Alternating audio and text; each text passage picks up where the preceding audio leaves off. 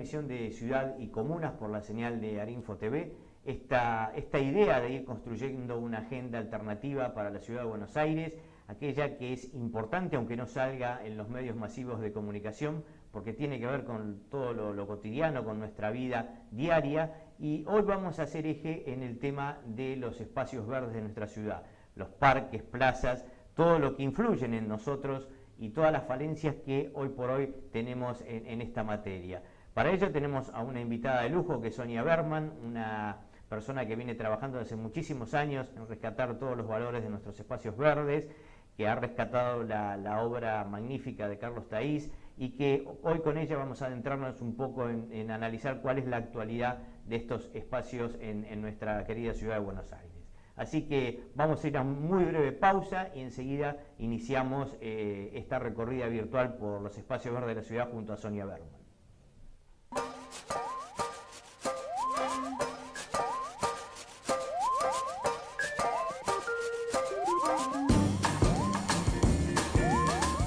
La altura del asiento es fundamental para obtener el máximo rendimiento y comodidad.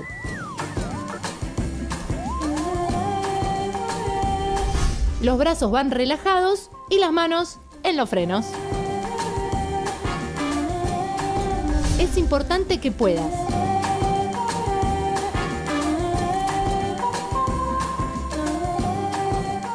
no anules tus oídos con auriculares. Drogas como el alcohol y algunos medicamentos afectan tu percepción. Evítalos al conducir.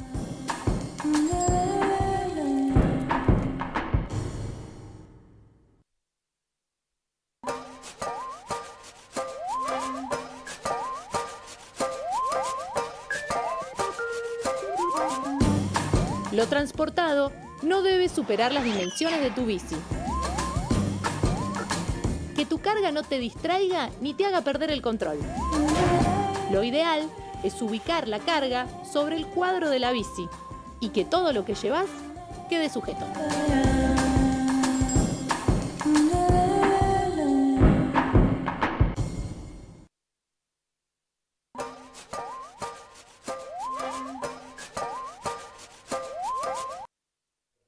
Volvemos en Ciudad y Comunas, ya con la presencia de Sonia Berman, a quien le damos la bienvenida a nuestro programa. ¿Qué tal, Sonia? ¿Cómo estás? Muy bien, Gustavo. Gracias por invitarme y de verte, por lo menos físicamente, en la era de Internet. Así es, muy contentos de estar contigo hoy porque uno de los temas que es muy importante para los porteños es la relación que tenemos con nuestros espacios verdes, con nuestros parques, nuestros paseos, en esta vida tan ajetreada que tenemos, que son tan importantes y que por ahí no están en las condiciones o en la dimensión que realmente debiesen, ¿no?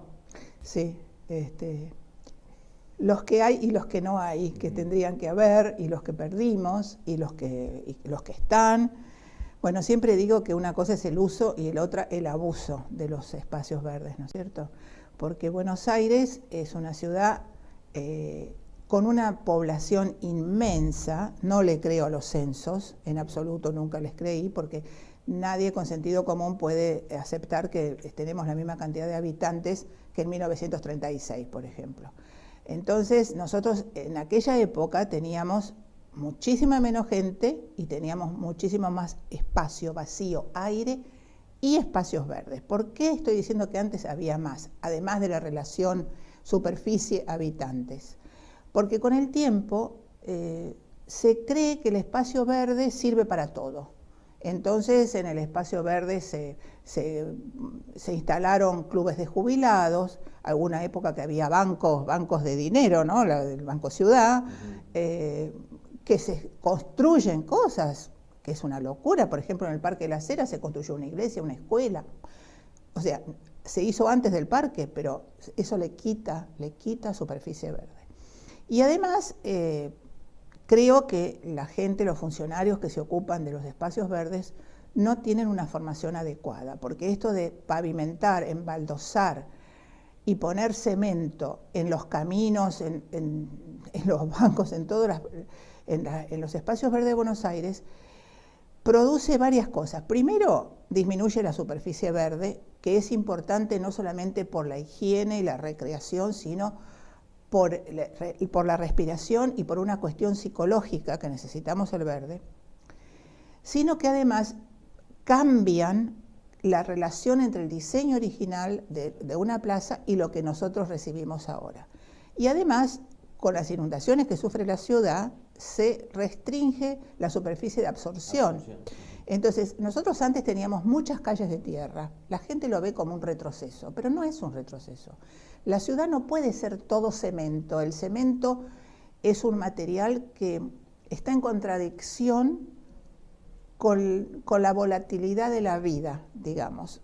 Los arquitectos están acostumbrados a trabajar con materiales inertes, aparentemente inertes como el cemento, y los paisajistas están acostumbrados a trabajar con un material vivo y cambiante como es la vegetación.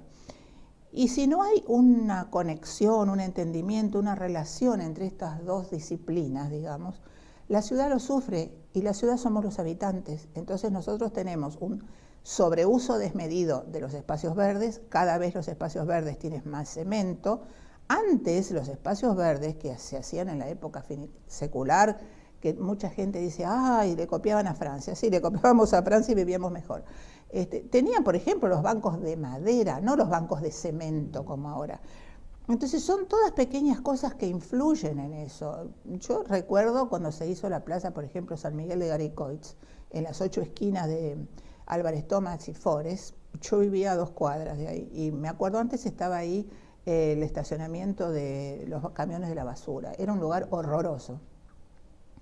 Qué bárbaro, dijimos todos los vecinos, hacen la plaza San Miguel de Garicoitz. Vinieron y pusieron una cosa de cemento brutal, todo cemento, todo cemento. Hicieron unas columnas de cemento en las cuales ni siquiera podía crecer una enredadera, no había un pajarito, una fuente enorme sobre Álvarez Tomás que era para que la vieran los que manejaban autos, no los vecinos.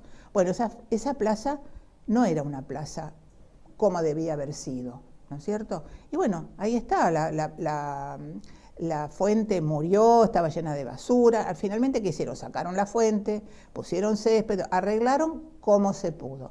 Entonces, todo eso es, por un lado, gasto innecesario que pagamos los vecinos, idas y vueltas, no se puede. Y por otro lado es todo ese tiempo que se usa mal y que después hay que volver a hacer, es tiempo que la gente no disfruta de esa plaza. Entonces, acá lo que falta es un equipo de paisajistas realmente a nivel, porque Buenos Aires es una de las ciudades más importantes del mundo, entonces nosotros necesitamos paisajistas número 1. Claro. Y necesitamos un equipo que trabaje con los vecinos. Los vecinos tienen y pueden y quieren opinar, pero tienen que estar de acuerdo con los profesionales. También tenemos que estar los historiadores, porque nuestras plazas son casi todas patrimonio histórico. Claro, eso te quería consultar desde tu rol de historiadora urbana. Como decíamos al comienzo, gran parte de los parques y las plazas es un legado de Carlos Taís y sus descendientes, y que muchas veces cuando se hacen estas puestas en valor se gastan fortunas, pero se va en contra de la propia historia, y que es un patrimonio que debiese tenerse en cuenta y conservarse, ¿no? Por supuesto, el patrimonio no es solamente para solaz y beneficio de los habitantes, es también una herramienta económica. Entonces, París, que es la ciudad más visitada del mundo, que recibe 80 millones de personas por año, más de la mitad va a París, de acuerdo a las estadísticas, para visitar sus parques y paseos, porque son patrimonio histórico, patrimonio cultural. Entonces nosotros también tenemos eso. Nosotros teníamos una cantidad de parques y de plazas más grande que la de París. Buenos Aires es 3 veces París. Entonces, nosotros tenemos que cuidar ese patrimonio. ¿Qué hacemos? Se dice, puesta en valor de la plaza tal. Hacen cualquier cosa. Se pierde el diseño de la plaza, que es lo principal, la base. Se pierde la vegetación, se pierden los usos. Y nosotros, yo les digo siempre a mis amigos o a los alumnos, o cuando doy una charla, si alguno de ustedes recibe en herencia un castillo en el Loire, ¿ustedes qué van a hacer? Lo van a tratar de conservar lo mejor posible y harán visitas guiadas en el castillo, a lo sumo harán un hotel en el castillo, pero lo van a cuidar. Entonces, ¿nosotros qué recibimos? Nosotros recibimos lo mismo. Recibimos muchos castillos de Francia, que son todos nuestros espacios verdes, que los hizo primero los hizo Eugène Courtois, después Carlos Thaís el primero, su alumno Benito Carrasco, el hijo Thaís II. En 1946, cuando el gobierno de Perón lo despidió sin causa a Thaís II, nosotros desde entonces, desde 1946, no hemos tenido un equipo, yo no digo un paisajista, un equipo que fuera de la misma altura profesional como para preservar, cuidar y ampliar esos espacios verdes. Entonces esto es una cuestión, ahora dicen políticas de Estado, todas son políticas de Estado. Acá fue al revés, digamos. Acá fue al revés. Todos los gobiernos y ninguno... Cada vez peor, nosotros hemos tenido directores de paseo veterinarios, directores de paseo contadores. A mí que no me digan que tienen que saber gestionar un organismo público, porque Thaís era francés, llegó acá y al año fue director de paseos y él gestionó la administración. Imagínense una cosa, la Plaza del Congreso, por ejemplo. A Thaís le llevó 9 meses hacerla, 9 meses. Entonces,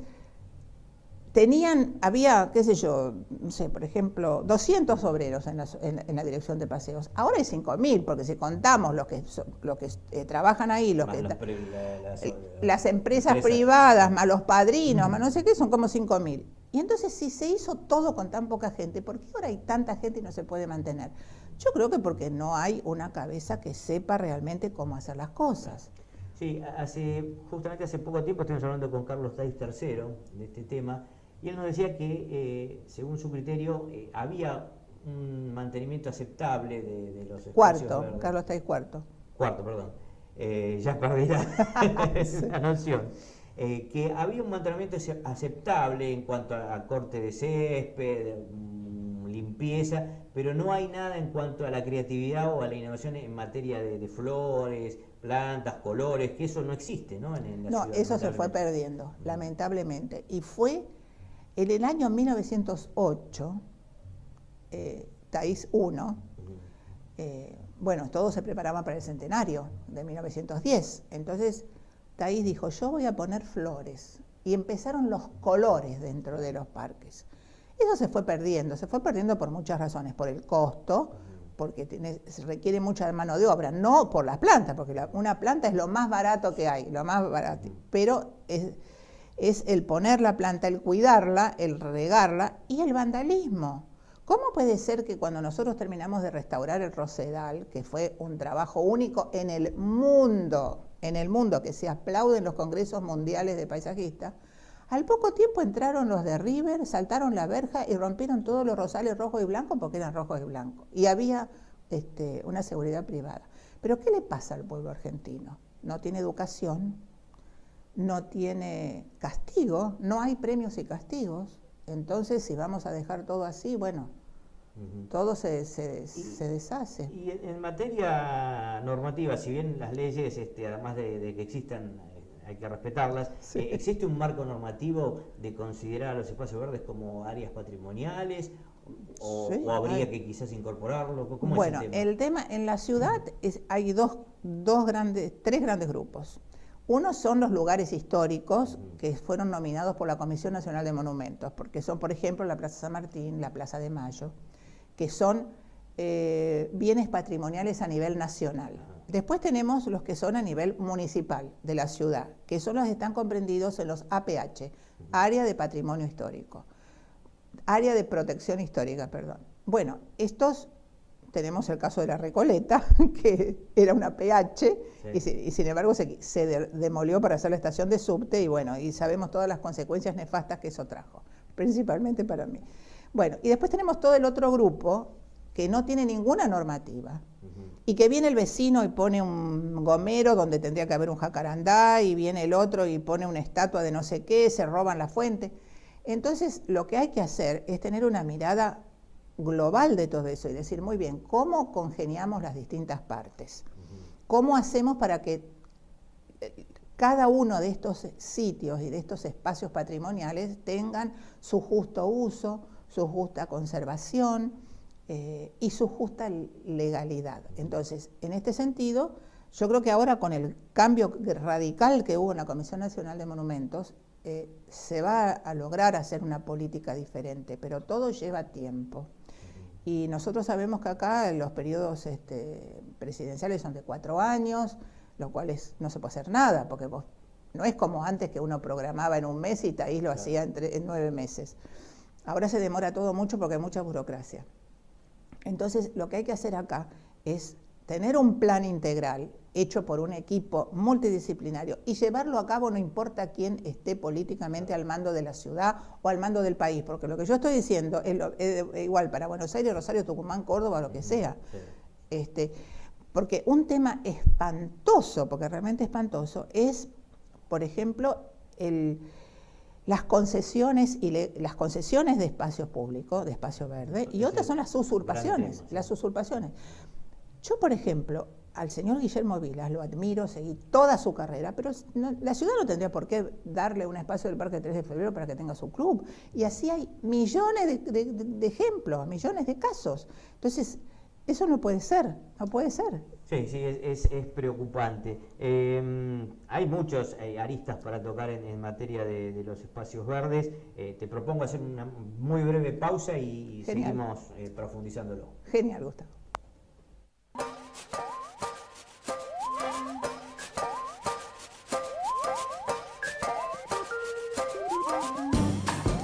No todo lo que llevas en la cabeza te protege. Que el casco sea de tu talle y homologado. Es fundamental que te lo coloques correctamente. Coloca la hebilla debajo de la mandíbula, con las correas tensadas, pero que te permita hablar o masticar. Ni hacia adelante ni hacia atrás. Ahora, fija la posición. Elegilo, ajustalo y usalo. Siempre.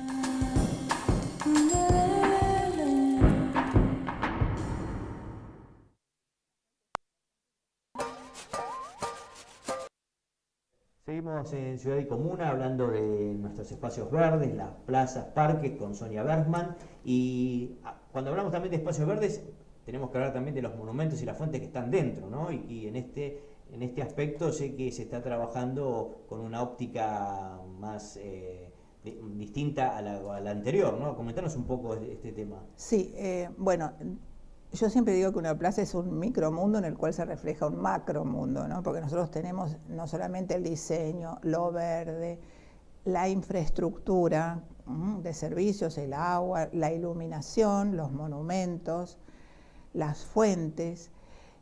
Y bueno, nosotros tenemos un museo al aire libre, enorme en la Ciudad de Buenos Aires, que siempre discuto con mi amiga María del Carmen Magás, le digo, ella es la especialista en monumentos. Le digo, María, no hay otra ciudad en el mundo que tenga lo que tenemos nosotros. No, sí, por ahí, a ver, y siempre estamos ahí tratando de ver en qué lugar ponemos a Buenos Aires. Pero nosotros tenemos las mejores firmas del mundo y no las sabemos cuidar. Por las mismas razones que no sabemos cuidar las plazas. Ahora, en la Comisión Nacional de Monumentos hay una nueva gestión, la presidenta es Teresa Danchorena, y trajo justamente hace pocas semanas a 2 especialistas de París, uno del Museo Rodin y otro del Museo Bourdelle, para ver las obras de Rodin y de Bourdelle que tenemos nosotros, cómo mantenerlas, cómo arreglarlas, cómo preservarlas. Y bueno, esto es muy importante porque nosotros tenemos ejemplos que son únicos en el mundo y que cada una de esas obras, me dicen, ¿cuánto cuesta tal obra? No voy a decir cuál porque si no mañana la roban. Y yo digo, bueno, costará 100 millones de euros, no tienen precio en un valor económico, tampoco tienen un precio en cuanto a lo que significan para la ciudad y para la gente y para nosotros que podemos disfrutar de eso. Nosotros no tenemos que ir a un museo, pagar una entrada en un horario, nosotros vamos por la calle y a la hora que queremos, con lluvia, con sol o como sea, nosotros vemos todo eso. Ahora la Comisión de Monumentos está confeccionando una lista de 100 monumentos en todo el país para nominarlos todos juntos monumentos históricos nacionales. De todo el país, en una política federal que yo creo que realmente es única, porque hasta ahora nunca se había hecho eso. Así que en la Comisión ahora, con la ayuda de muchos profesionales dedicados a los monumentos específicamente, se está confeccionando esa lista, que es en todo el país. Justamente el presidente, el ingeniero Macri, estuvo ahora por el Bicentenario en Tucumán y ese día se nominó a la primera de todas esas monumentos que está en Tucumán. Entonces, bueno, yo creo que eso va a ser no solamente una cosa bien hecha para la preservación de esos monumentos, sino que va a ser un llamado de atención para que la gente diga 100 monumentos y escuche y lea y se le dé difusión. Claro. Así que ya te comprometo, Gustavo, a que vayas a preguntarle a Teresa y a los profesionales de la comisión cómo van a hacer esto. Seguramente nos interesa sobremanera. Y en la pausa hablábamos de estos monumentos o fuentes itinerantes que tenemos lamentablemente en la ciudad. Yo te comentaba que yo soy de Parque Patricios y que ahí había una fuente que ahora está en Córdoba y 9 de julio. Las dos fuentes. Hoy también en otro programa de radio hablábamos de lo que ocurrió con el monumento de Colón, toda esa historia, digamos. Es como que hay una falta de respeto, ¿no?, por nuestros patrimonios de todo tipo, y no está exento tampoco los espacios verdes, ¿no? No, por supuesto. Es una de las peores cosas que se puede hacer con el patrimonio monumental de monumentos en el sentido de esculturas y obras de arte del espacio público en general, es mudarlos. Un monumento no se muda, queda ahí, no se mueve nunca más. Acá por cuestiones políticas, de coyuntura, de caprichos, de lo que sea, por ejemplo, para poner el monumento de Evita se pasó al otro lado el de Rubén Darío. No se puede, los monumentos, las fuentes, por ejemplo, esa fuente estuvo en Mendoza, imagínate, fue, volvió. Pero yo creo, sinceramente, que lo peor que le pasó al patrimonio argentino en la historia argentina es el caso del Cristóbal Colón, por varios motivos. Primero, por la ignorancia total de las autoridades, pero una ignorancia increíble. Segundo, por un desprecio hacia la gente, hacia aquellos zapateros, albañiles que ponían su monedita para pagar uno de los monumentos más significativos que se hicieron por nuestro centenario. Un no me importa tampoco de la gente. ¿Cómo puede ser que nosotros que tenemos, sin preguntar, sin nada, se desarma un monumento, se arruina, se rompe la base y la base se la usa para hacer otro engendro, porque me perdone el escultor que hizo la Juana Zurduy, pero no tiene no solamente la calidad artística, sino no tiene un mínimo de confección bien hecha, se está desarmando. Entonces, ¿quién puede aplaudir ese acto vandálico, demagógico, dictatorial? Es una cuestión ideológica de quién es el patrimonio. El patrimonio no es de los funcionarios, el patrimonio es de los vecinos. A mí el arquitecto Osvaldo Guerrique Echevarría, gran defensor de la ciudad, hace muchos años me dijo: mira, Sonia, no te preocupes porque los funcionarios pasan y nosotros los vecinos quedamos. Y esa frase yo siempre la tengo presente. Lo que se ha hecho con Cristóbal Colón es matarlo otra vez luego de su muerte, ¿no es cierto? Haber dicho que Colón era un genocida, cuando Colón fue un científico y un navegante que cambió la faz de la tierra, es desconocer totalmente la historia y es desconocer el significado que la inmigración tuvo para la Argentina. Nosotros no seríamos nada sin nuestros abuelos, bisabuelos, padres y nuestros antepasados que vinieron acá. Y entonces, de la misma manera, se podía haber desarmado el monumento que está en Plaza Francia o el monumento de los españoles, en una connivencia realmente entre el gobierno nacional y el gobierno municipal. Eran distintos signos políticos, pero acordaron disparate, ¿no? Eso yo no lo puedo entender. Eso, no solamente yo no lo puedo entender en el mundo, porque salen artículos en todos los diarios del mundo sobre esto, me preguntan cuando voy afuera a dar una conferencia, me dicen, pero ¿cómo puede ser que desarmen un monumento que esté tirado? Se perdieron todas las grandes cosas que estaban adentro en la cripta, había cosas muy, muy valiosas, y lo que quiere decir utilizar una base de un monumento que se desarmó para poner el nuevo, eso es exactamente lo mismo que hacían los vándalos. Venían, rompían todo y se ponían ellos y aprovechaban. Es lo que hicieron los españoles cuando vinieron y hicieron las iglesias arriba de las huacas de los indígenas. Entonces, si nosotros queremos conmemorar, homenajear a los pueblos originarios, a quienes acá vivían antes de la conquista española, en la cual Colón no tuvo nada que ver, no es la forma. No es la forma, porque estamos repitiendo el mismo vandalismo que hicieron ellos. Se hace de otra manera. Y yo creo que Juana Zurduy tendría que estar con su marido, con Padilla, los dos en la Plaza Bolivia. O hay muchas otras alternativas, pero no haber sacado de esa, no haber asesinado la memoria de alguien de esa manera. Creo que es espantoso eso.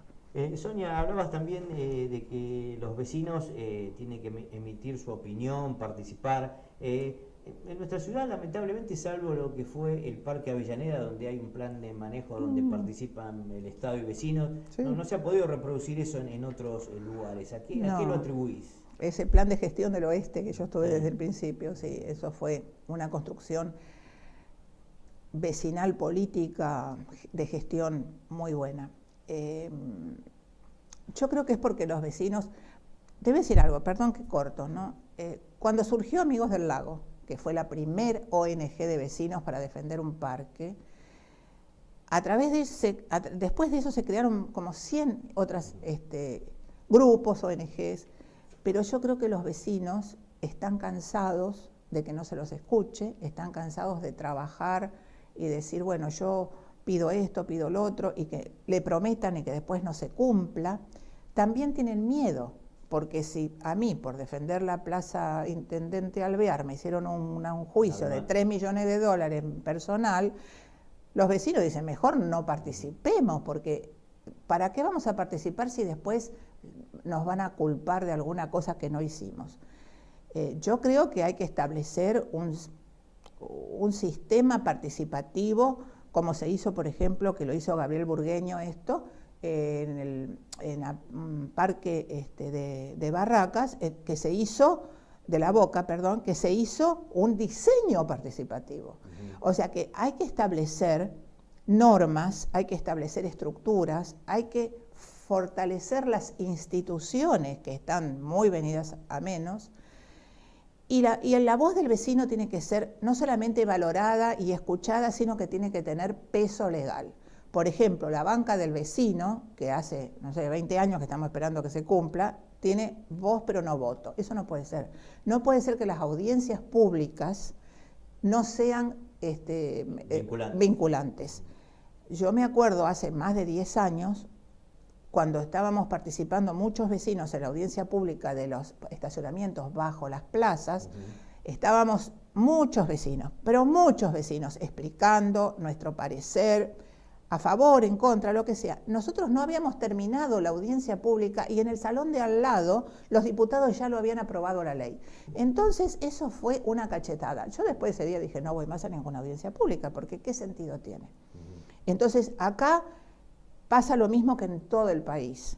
Hay que primero fortalecer las instituciones. Tiene que haber premios y castigos. Se debe respetar la ley. Es decir, tenemos que volver...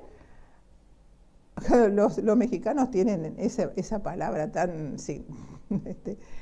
significativa que es desmadrado. Nosotros estamos desmadrados de la ley y de todo. Entonces, yo creo que todo va junto, ¿no? Yo creo que todo va junto. Sí. Y otro tema que ha resaltado polémica en los últimos tiempos es cuando también ponen en valor o arreglan los espacios verdes y los enrejan. Hay toda esa historia de los que están a favor, los que están en contra. ¿Cuál es tu mirada con respecto a eso? Mira, mi mirada cambió, te voy a decir por qué. Porque hace muchísimos años, no te puedo decir cuántos, yo creo que más de 30 o algo por el estilo, el entonces director de paseos, que no me acuerdo cómo se llamaba, me llamó allá al botánico, donde antes estaba la dirección de paseos, y me dice, Sonia, ¿qué hacemos con el obelisco y con el monumento de Rivadavia en Plaza 11? Porque lo vandalizan, no podemos pintar más el obelisco. Y yo dije, yo creo que hay casos, le dije en ese momento, en los cuales hay que poner una protección. Las protecciones pueden ser varias, y ahora te las voy a explicar. Por supuesto que yo estuve muy en contra de las rejas de las plazas. Estuve muy en contra de la reja del Rosedal cuando se hizo la anterior restauración, y después estuve de acuerdo en poner la reja porque lamentablemente el pueblo argentino es vándalo. lamentablemente. Y el Rosedal, por ejemplo, que lo hizo Benito Carrasco en el año 1914, escribió: lo hago sin rejas, abierto a todo el público. Fue el primer caso en el mundo y así estuvo muchos años. Después esto de las rejas yo creo que también fue como un negocio de hacer rejas, encargar rejas y demás. Lo que sucede es que hay distintos tipos de cerramientos, depende de cada situación. Por ejemplo, cuando Laporta fue secretario de Medio Ambiente, el secretario en esa época, me dice: ¿qué hacemos con la fuente de Lola Mora? Le voy a poner una reja. Le dije: no, no le puedes poner una reja, porque la fuente de Lola Mora no admite una reja. Ponele blindex. Y le puso blindex. Se puede poner reja, blindex, cerco vivo. Se pueden poner muchas cosas. Hay muchas cosas en el mundo diferentes. Se hace una piscina alrededor, se hace un foso, se hacen muchísimas cosas. Lo que sucede es que no tenemos más guardianes de plazas. Eso es otro tema. Hubo un proyecto hace poco en la legislatura, hace unos días, de armar un cuerpo o una escuela de guardaparques. Claro, eso es. Bueno, en el Parque 3 de Febrero, los Amigos del Lago hizo el curso, fueron los chicos de la Villa 31 y después quedó en la nada. Nosotros logramos, desde Salvemos las Estatuas, que lamentablemente lo tuvimos que desarmar, logramos que el gobierno de la ciudad, a través del arquitecto Juan Bacas, pusiera un blindex alrededor del Pensador de Rodin en la Plaza de Congreso. En la Plaza de Congreso viven como 100 familias, no sé si serán ellos o serán otros, pero el blindex lo rompieron, se arruinó y finalmente ahora le pusieron una reja. Entonces acá son de vuelta muchas cosas, es la educación, es la vigilancia, es el castigo o el premio, es muchas cosas y es trabajar con equipos disciplinarios que miren la globalidad y la particularidad. O sea, podríamos decir que en la actualidad en la ciudad no tenemos los recursos idóneos para mantener las plazas y los monumentos. Yo creo que no. ¿O es porque no se planifica, o por ambas cosas? Yo creo que no. ¿Vos fuiste, Gustavo, alguna vez al MOA, Monumentos y Obras de Arte, donde funciona el Parque 3 de Febrero? No, tengo información, pero no he ido. ¿Cómo puede esa pobre gente trabajar en un lugar que es directamente un desastre? No tienen una sede adecuada, no tienen materiales adecuados, no tienen actualización adecuada. Ese lugar es horroroso, es horroroso. Cuando cambió el gobierno de la ciudad, cuando asumió el ingeniero Macri la primera vez, yo lo primero que hice con el entonces, no me acuerdo si era ministro, secretario de Espacio Público, que era el ingeniero Picardo, yo fui con la gente de él a mostrarle lo que era el MOA. Casi se desmayan porque no tienen idea de cómo puede ser que esa gente, que son artistas plásticos, que son gente que tienen que arreglar los monumentos de la ciudad, trabajan en un rancho que se llueve, que no tiene, es un desastre. Entonces, los recursos humanos están. Claro, los recursos humanos están, pero no hay recursos materiales y no hay actualización de esos recursos humanos. O sea, yo creo que ahí no hay respeto por esa gente. No hay respeto de ningún tipo. Y hacen lo que pueden. Y el voluntarismo no lleva a ningún lado bueno. Acá las cosas se tienen que hacer bien o no hacer, porque es preferible que no se haga nada a que se haga mal. Sí, ¿no? Además, por más que sean idóneos y les mandan a hacer determinada cosa, lo tienen que hacer, ¿no? ¿A quién se le ocurrió? Pintar de negro, por ejemplo estatuas por ejemplo, o la iluminación monstruosa. ¿Cómo puede ser que el monumento de los españoles es rosa a la noche? O así lila. Estamos todos locos, no puede ser. El monumento de los españoles se hizo con mármol blanco porque el escultor quería darle esa impronta. Bueno, Gustavo, podemos hablar de acá a la eternidad. Sí, lamentablemente hoy se nos acabó el tiempo, seguramente vamos a volver a convocarte porque esto daría para mucho más, como bien vos decís. Te agradecemos muchísimo tu presencia hoy acá con nosotros y esperamos haber contribuido un poco a instalar este tema en la sociedad, en nuestra sociedad, ¿no? Yo te agradezco infinitamente que me hayas invitado. Bueno, se ha acabado una emisión más de Ciudad y Comunas, construyendo, como decimos siempre, esta agenda alternativa de nuestra ciudad. Los invitamos dentro de 7 días aquí por Arinfo TV a un nuevo recorrido por nuestra ciudad. Muchísimas gracias.